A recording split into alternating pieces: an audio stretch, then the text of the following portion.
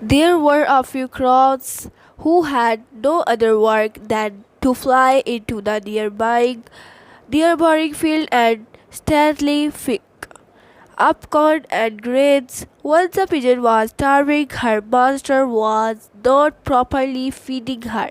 She found that he crows were having a good food. She asked the leader crow, "Hello, crow leader.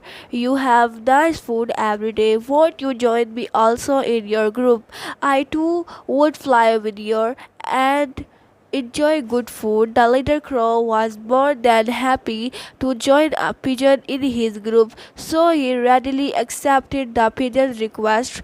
From that day, the pigeon began to go with the crows.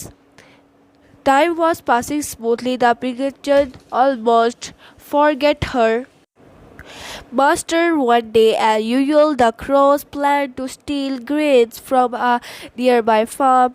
Out they flew to the farm and landed greedily on the crops. Else, what a surprise! No one was able to fly off. The farmer had neatly spread net over the crops, and all the crows got caught in the net. The pigeon almost also got trapped. Now he thought, whatever, because bad company is bound to lead.